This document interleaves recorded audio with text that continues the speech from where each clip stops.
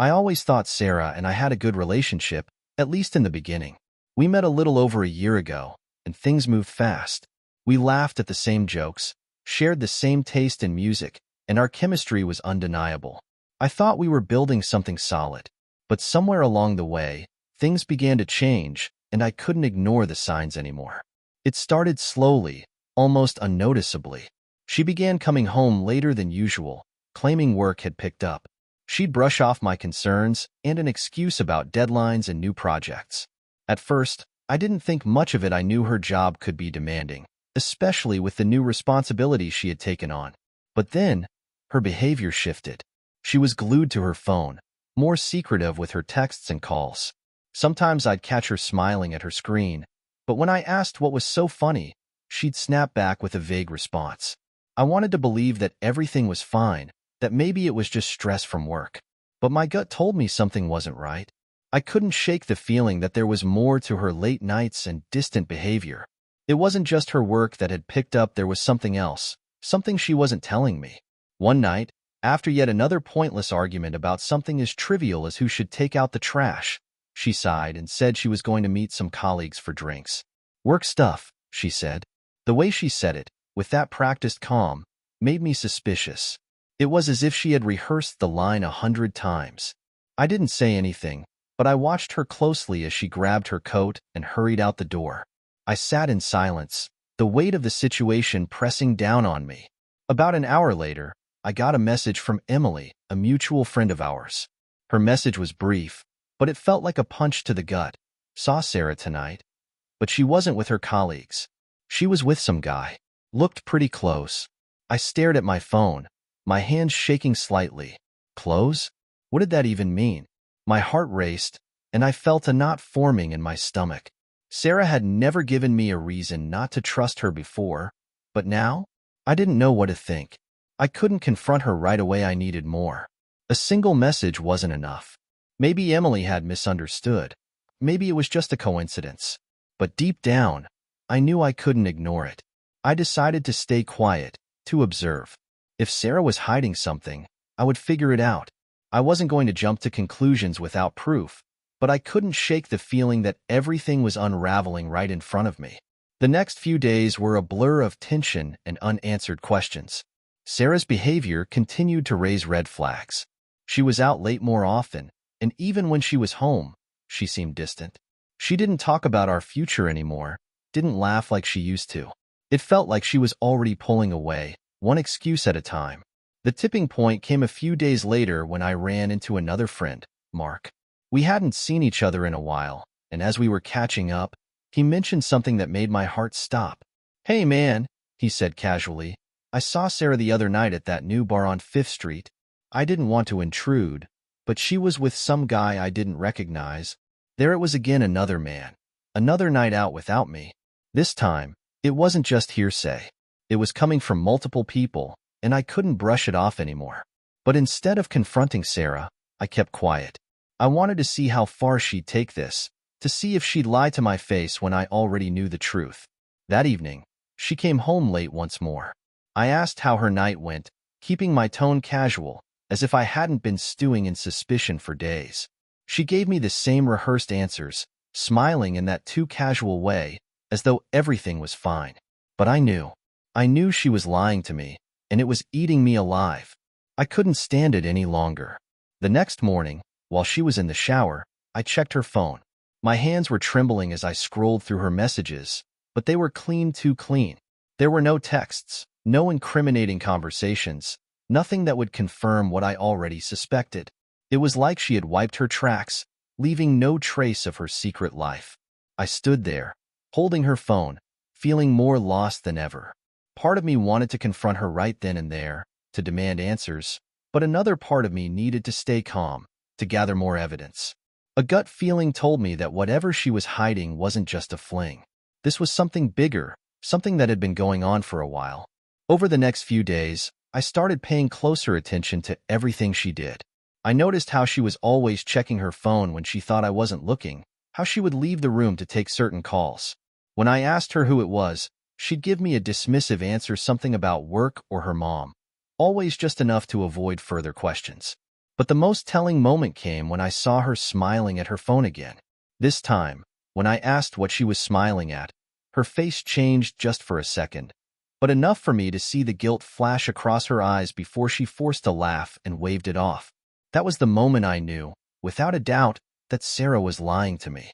I didn't have all the pieces yet, but the threads were starting to unravel, and I was going to find out exactly what she was hiding.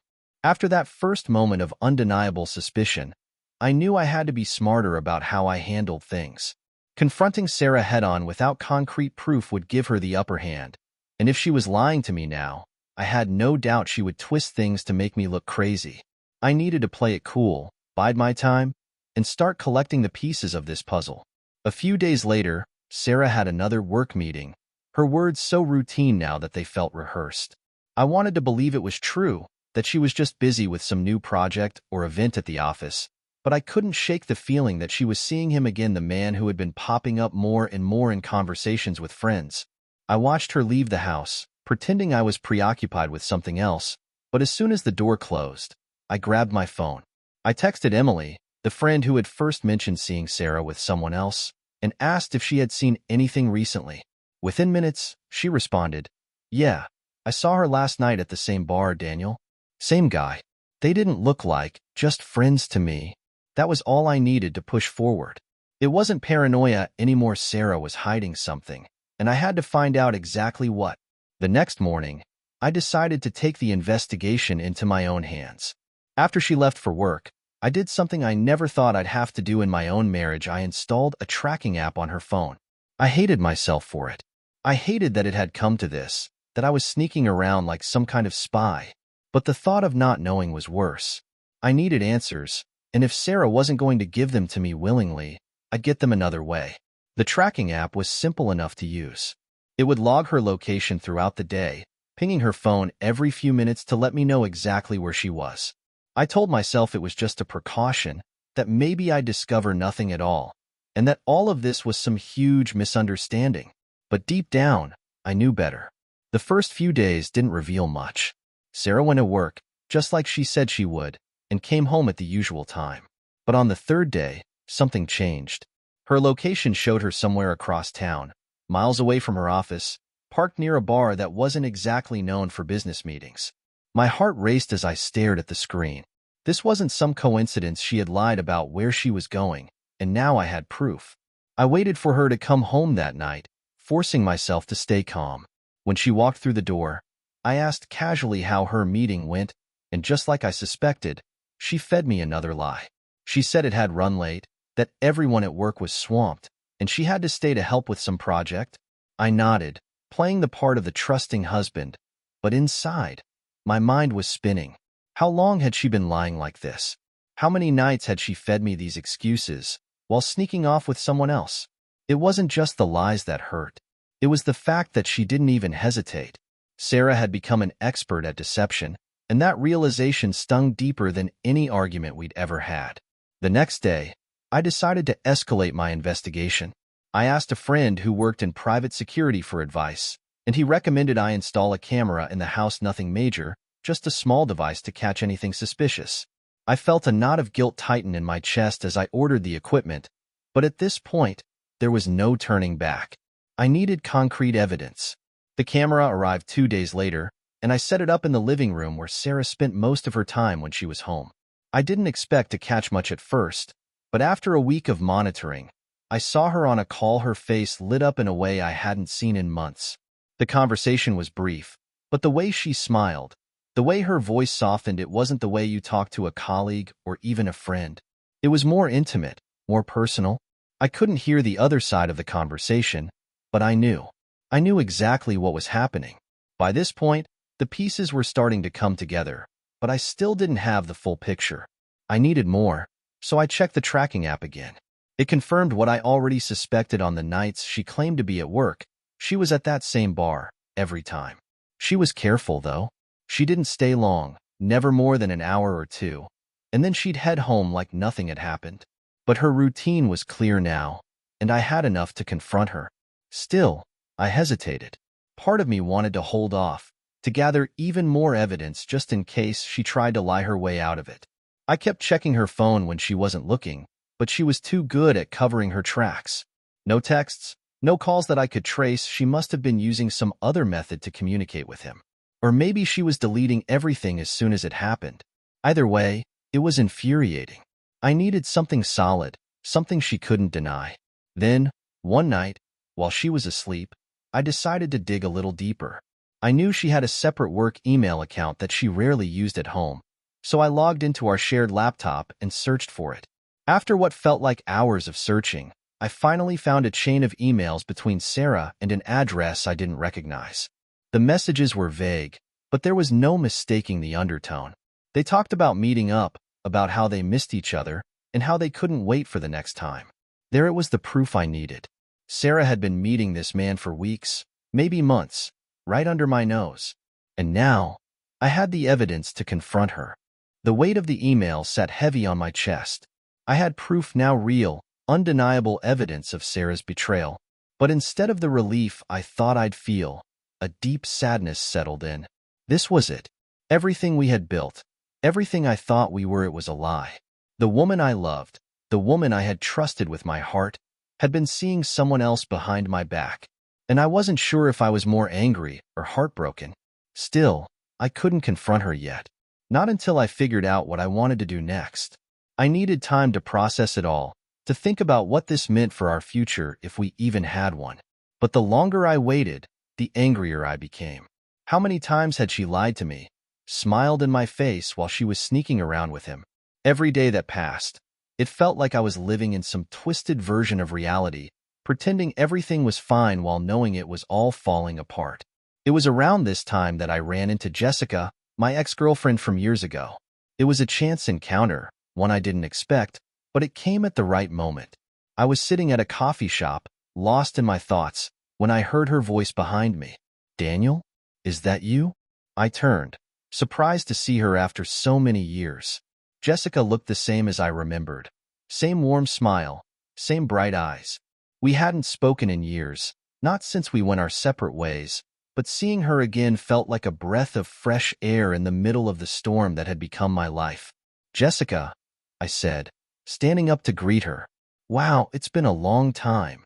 We sat down together, catching up on the years that had passed. She told me about her job, her travels, how she'd moved back to town recently. It was nice to talk to someone who didn't know about the mess my life had become. For a while, I forgot about Sarah and the lies, about the other man and the emails. I just talked. Then, after a couple of hours, the conversation took a turn. I hadn't meant to bring it up, but before I knew it, I was telling Jessica everything. I told her about Sarah's distant behavior, the suspicions, and finally, about the emails I had found. As the words spilled out, I realized just how much I had been bottling up, how angry and hurt I really was.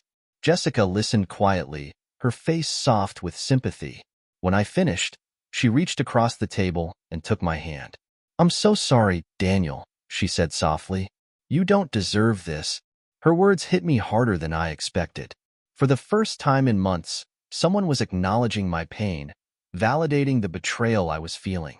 I squeezed her hand, grateful for the comfort, and in that moment, something between us shifted. I don't know if it was the weight of everything I had been dealing with, or if it was just the familiar connection we once had, but before I knew it, we were planning to meet again. "Let's get together this weekend," she suggested. "We can catch up properly." I agreed, even though I knew deep down that this was dangerous. But after everything with Sarah, I didn't care. I needed an escape, something to distract me from the chaos my life had become. That weekend, Jessica and I met up again, and it didn't take long for the old feelings to come rushing back. We talked for hours, reminiscing about the past, laughing about old memories. For the first time in months, I felt like myself again, like I wasn't living in the shadow of Sarah's betrayal. And then, it happened. One drink turned into two, and two into three, and before I knew it, we were at her place, tangled in each other's arms. It was impulsive, reckless even, but in that moment, I didn't care. I wanted to feel something other than pain, something other than betrayal. And with Jessica, I found that. The next morning, as I lay in bed beside her, reality came crashing back. I had crossed a line, there was no denying that. But instead of guilt, I felt a strange sense of justice. Sarah had betrayed me first, hadn't she? She had been lying to me for months, meeting another man behind my back. So why should I feel bad about what happened with Jessica? As the days passed, Jessica and I continued to see each other. What had started as a way to escape the pain of Sarah's betrayal quickly turned into something more. We fell back into an easy rhythm, like no time had passed since we had last been together. With Jessica, I didn't have to pretend. I didn't have to hide the anger or the hurt. She understood, and for the first time in a long time, I felt like I had someone on my side. But even as things between Jessica and me heated up, I knew I couldn't avoid the inevitable confrontation with Sarah. I had been living a double life, just like she had, and it was only a matter of time before everything came to a head. One night, after yet another work meeting that I knew wasn't real, Sarah came home to find me sitting in the living room, waiting for her. The sight of her walking through the door, smiling like everything was fine, made my blood boil. I couldn't keep it in any longer. "Sarah," I said, my voice cold and calm, "we need to talk." She froze, sensing that something was different. "What is it?" she asked, her voice wary. "I know," I said simply. "I know about him." Her face went pale, her eyes widening in shock. For a moment, she tried to deny it, but I cut her off. "Don't. I've seen the emails. I know you've been lying to me for months." The room fell silent, the weight of my words hanging in the air. Sarah stared at me, her face a mixture of guilt and fear, but she didn't say anything. She didn't need to. I already knew the truth. In that moment, everything between us changed. The turning point had come, and there was no going back. The room felt colder than usual as Sarah stood frozen in the doorway, her eyes wide, panic flashing across her face. I had rehearsed this moment in my head countless times, imagining the confrontation, how I would throw her lies back in her face. But now that it was actually happening, the words came out quieter than I expected. "I know about him, Sarah. I know everything."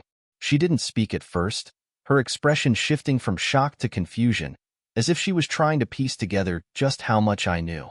I watched her closely, waiting for the flood of excuses, the attempts to cover it all up. But there was nothing, just silence. "I've seen the emails," I continued, my voice growing firmer. "I know you've been meeting with him. I know it's been going on for months." Her mouth opened slightly, but no words came out. She stepped into the room, slowly lowering herself onto the edge of the couch. "Daniel, it's not what you think," she said finally, her voice trembling. It's complicated." I let out a bitter laugh, the sound harsh in the quiet room. "Complicated?" I repeated. "You've been lying to me, Sarah. I know where you've been going, I know who you've been with, and I know exactly what you've been doing. So please, enlighten me. What's so complicated about that?" She flinched at my words, and for the first time, I saw the cracks in her calm exterior. Her hands fidgeted in her lap, and she couldn't meet my eyes. "It wasn't supposed to happen like this," she whispered, as if talking more to herself than to me. "I didn't mean for it to go this far." I shook my head, the anger bubbling just beneath the surface. "Go this far? How long, Sarah? How long have you been seeing him behind my back?" Her eyes flickered up to meet mine, guilt written all over her face. "A few months," she admitted quietly. "But it didn't mean anything, Daniel. I swear, it was just, I don't know. I felt lost. We've been fighting so much lately, and I didn't know how to fix it." I clenched my fists, trying to keep my composure. "So, instead of talking to me, instead of trying to work through things, you decided to sneak around with someone else?" She started crying, tears welling up in her eyes and spilling down her cheeks. "I know I messed up," she said, her voice breaking. "But it's over now. I ended it. I love you, Daniel, and I never stopped loving you. I was confused, and I made a huge mistake, but I want to fix this. I want to fix us." Her words hit me, but they didn't sink in. Not after everything I'd been through. Not after the lies, the months of sneaking around, and the cold, calculated deception. How could she stand there and tell me she loved me while she had been meeting him, sharing parts of herself with someone else? "I don't think you get it, Sarah," I said quietly. "It's too late to fix anything. I'm done." Her head snapped up at that, panic flashing across her face again. No, Daniel, please. We can get through this. We've been through so much together. Don't just walk away. I stood up, pacing the room as the anger that had been building for so long finally broke free. Walk away? I said, my voice rising. You've already destroyed us, Sarah. You think I don't know how many times you've lied to me? You think I'm just going to forget that? Every time you left the house, every time you looked me in the eye and lied about where you were going, I was here, believing you. I didn't want to hurt you, she cried, standing up and reaching for me, but I stepped back, shaking my head. Well, congratulations. You did. The silence between us was suffocating, her sobs filling the room. But there was nothing left to say, nothing that could undo the damage. And then, because I wanted her to feel the same betrayal she had inflicted on me, I dropped the final bombshell. I cheated on you, too, I said, my voice calm despite the storm raging inside me. With Jessica. We've been seeing each other for weeks. Her sobbing stopped immediately, her eyes widening in shock. She looked like I had just slapped her across the face. What? She whispered, barely able to process the words. I stared at her, unflinching. I didn't plan for it to happen, but it did. And now I'm done. I can't do this anymore, Sarah. For a moment, she looked like she was going to argue, to scream, to fight back. But then, the weight of it all seemed to hit her. She sank back onto the couch, her face pale, her tears drying on her cheeks. Daniel, she started, her voice hoarse, but I wasn't listening anymore. I turned and headed for the door, grabbing my coat on the way out. It's over, Sarah. I'm leaving. The sound of the door closing behind me was the final punctuation to a chapter one never wanted to live through again. As the door closed behind me, the cold night air hit my face, but it did nothing to cool the fire burning inside me. I walked to the car, barely aware of my surroundings. My mind was racing, replaying the confrontation over and over in my head. Every word, every tear from Sarah, every lie she had fed me for months, it all swirled around, blending into a mess of confusion and anger. I had finally told her the truth. About Jessica, about being done. But the moment the words had left my mouth, the reality of what I had just unleashed began to sink in. There was no going back. I had scorched the earth, and the bridge between Sarah and me was reduced to ashes. I sat in the car for a long time, just staring at the steering wheel. I expected to feel some sort of satisfaction, some vindication after confronting her, after laying everything out in the open. But there was none of that. Instead, I felt hollow, like everything I thought I knew had crumbled, leaving nothing behind. Sarah's face, her tear-streaked cheeks, the shock and hurt in her eyes when I told her about Jessica, it all haunted me. I had hurt her. That was undeniable. But hadn't she hurt me first? I tried to convince myself that I had just done what I had to do, that she deserved to feel the same pain she had inflicted on me. But the truth was, it didn't feel as good as I thought it would. The next few days were tense and suffocating. I had moved into a small hotel room across town, just to get some space. I needed time to think, to process everything. But the distance didn't bring any clarity. My phone buzzed constantly, messages from Sarah, all saying the same things. Apologies, begging for another chance, promises to do better, to fix things. But the more I read them, the more I realized I didn't want to go back. Sarah and I were broken, and no amount of apologies could change that. The betrayal ran too deep, and the damage was already done. I couldn't shake the image of her with someone else, lying to my face, sneaking around while I trusted her. It had eaten away at whatever love I had left for her, and now, all I felt was a dull ache, a kind of emptiness I couldn't explain. Jessica reached out too. We had spent more time together since the night of the confrontation, and she had been supportive, listening as I vented, offering comfort. But even that started to feel hollow. What had started between us as a way to escape, to forget the pain Sarah had caused, was now tangled up in guilt. I wasn't sure if I was with Jessica because I wanted to be, or because I was trying to run away from the wreckage of my marriage. One evening, about a week after I left, Sarah called. I wasn't sure why I answered. I hadn't responded to her messages in days, but something in me told me to pick up. Her voice was shaky, raw with emotion. Daniel, please, she said, barely above a whisper. I can't keep doing this. I need to talk to you. Just one last time. I didn't want to see her. I didn't want to face her tears or hear her apologies again. But something in her voice stopped me from hanging up. Reluctantly, I agreed to meet her. We settled on a cafe, neutral ground. Somewhere public, where things couldn't get too emotional, too out of control. When I walked in, she was already sitting at a table by the window, staring into her coffee. She looked different, tired, drained, like she hadn't slept in days. As I sat down across from her, she looked up at me, and for a moment, we just stared at each other. It was as if we were both strangers, two people who had once known each other but were now completely disconnected. "Thank you for coming," she said softly, her hands trembling as she held onto her cup. "I know I'm the last person you want to talk to, but I needed to see you." I didn't say anything. I just waited, letting her speak. "I've thought about everything, about what I did to you, about what I've done to us," she continued, her voice breaking slightly. "And I know I've hurt you in ways I can never take back. I've been replaying it all in my head, and I don't know how I let it get this far." She paused, wiping a tear from her cheek. "I never wanted to lose you, Daniel. I love you. I always have. I was stupid and selfish, and I ruined everything. But I just want you to know, it was never about you. It was me. I was broken, and instead of trying to fix us, I ran. I'm so sorry." Her words hit me harder than I expected. I wanted to stay angry, to keep my guard up, but the rawness in her voice chipped away at my defenses. For a brief moment, I could see the woman I had fallen in love with, the woman I thought I'd spend my life with. But it wasn't enough. "I don't know what you want me to say, Sarah," I said quietly, leaning back in my chair.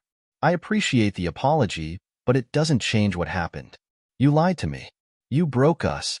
"I know," she whispered, "and I have to live with that."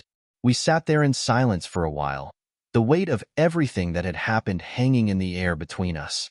Finally, I stood up. "I've already filed for divorce," I said, my voice steady. "It's over, Sarah. I hope you find peace, but I can't be a part of this anymore." She didn't try to stop me. As I walked out of the cafe, I felt the finality of it all sink in. The fallout had cleared, and there was nothing left but the ruins of what we once had. Walking out of that cafe was the moment I realized I had finally made my decision. There were no more what-ifs, no more lingering doubts about whether I should try to fix things with Sarah. The weight of her betrayal, the lies, the months of sneaking around it all hit me with finality. We were done. There was no salvaging what we once had.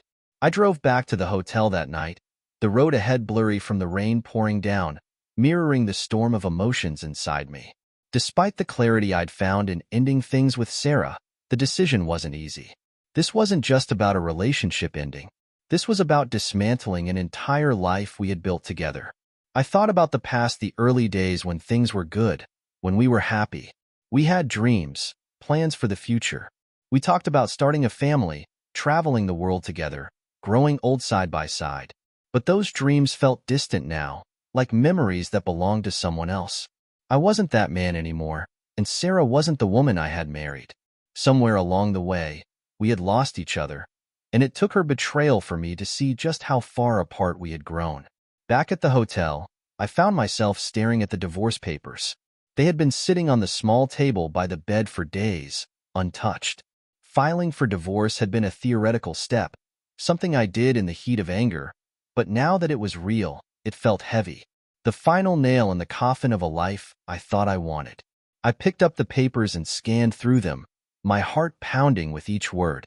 The language was cold, clinical, dividing assets, dissolving a marriage as if it were just a business transaction. But it wasn't just a business transaction. It was the end of something far more personal. Our lives had been intertwined for so long that the idea of severing that connection felt like cutting off a part of myself. I knew it had to be done, but that didn't make it any less painful. Jessica texted me that evening, asking how things went with Sarah. I stared at my phone, her message lighting up the screen, but I couldn't bring myself to respond right away. My relationship with Jessica had complicated things. What had started as a way to get back at Sarah, a reckless escape from the pain, had now turned into something more. I wasn't sure if it was love or just the comfort of being with someone who wasn't Sarah, and that uncertainty gnawed at me. After a few moments, I typed back a simple reply. We talked. It's over. I've filed for divorce. She responded almost immediately. I'm sorry, Daniel. I know this is hard, but I'm here for you. Do you want to meet up? I hesitated. Part of me wanted to see her, to lose myself in the distraction she offered. But another part of me knew I needed to be alone, to sort through the mess in my head without complicating things further. I needed to figure out who I was now, without Sarah, without the lies, without the betrayal. Maybe tomorrow, I replied. I just need some time tonight. The next morning, I woke up with a strange sense of clarity. The decision I had made wasn't just about leaving Sarah, it was about reclaiming my life. For months, I had been living in this fog of suspicion, anger, and heartache. I had let Sarah's lies consume me, turning me into someone I didn't even recognize. But now, I was done. I was done letting her control my emotions, done letting the past dictate my future. I called my lawyer that afternoon, telling him I was ready to finalize the divorce. His voice was calm, businesslike, as he laid out the next steps, but I barely heard him. All I could think about was what came next. Life after Sarah. Life without the constant weight of wondering where she was, who she was with, what she was hiding. As the days passed, I started taking small steps to move forward. I packed up my things from the house we once shared, boxing up pieces of a life that no longer fit. It was surreal, walking through the rooms where we had once built our future together, now empty and cold. The memories were everywhere: photos of our trips, the couch where we used to cuddle and watch movies, the dining table where we hosted our friends. But each memory was tainted now, colored by the betrayal that had shattered everything. Sarah wasn't there when I packed. She had moved in with a friend temporarily, giving us both space to sort out the details of the divorce. I wasn't sure if that made things easier or harder. Part of me wanted to see her one last time, to say goodbye properly, to close that chapter with some sense of closure. But another part of me knew that would only open old wounds. One afternoon, while packing up some old photos, I came across a picture of Sarah and me from our wedding day. We were smiling, looking so happy, so in love. I stared at it for a long time, remembering the vows we had made, the promises we thought we'd keep. It was hard to reconcile that version of us with the reality of what we had become. I set the photo aside, knowing I couldn't take it with me. That part of my life was over. The final meeting with the lawyer came sooner than I expected. I sat in his office, signing the last of the papers that would make the divorce official. As my pen moved across the page, I felt a strange mix of relief and sadness.